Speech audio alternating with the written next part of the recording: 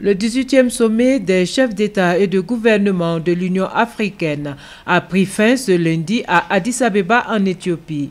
Le président de la République Alassane Ouattara a pris part aux travaux de cette deuxième journée consacrée à l'élection du président et du vice-président de la Commission de l'Union africaine.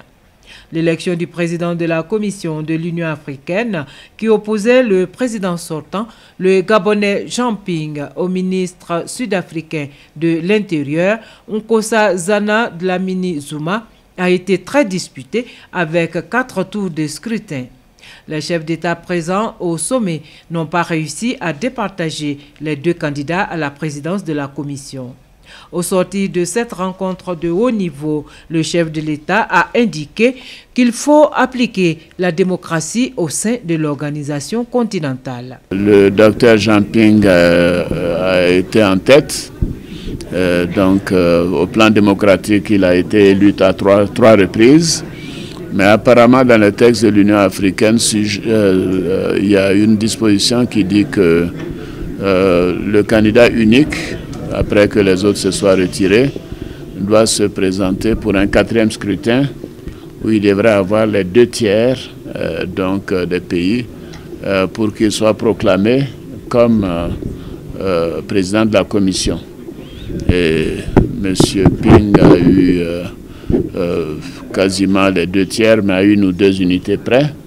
Et pour ma part, j'ai indiqué à mes collègues, à mes homologues au sommet, que cela n'est pas démocratique.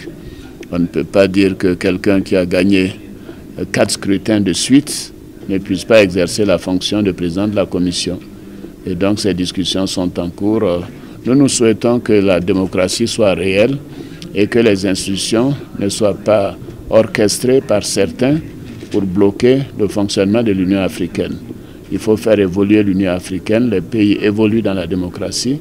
L'Union africaine doit en faire autant. Nous avons besoin d'institutions crédibles. Et je souhaite donc que cette décision soit prise et que le Dr Ping, qui a été élu à 4 reprises avec la majorité, puisse exercer sa fonction de président de la Commission. Les chefs d'État, en dernier recours, auraient décidé de maintenir Jean Ping à la tête de la Commission de l'Union africaine jusqu'aux prochaines élections au sommet de Lilongwe au Malawi dans 6 mois. C'est à 16h, heure locale, 13h GMT, que le président de la République, Alassane Ouattara, a quitté Addis Abeba, destination la France pour un séjour privé.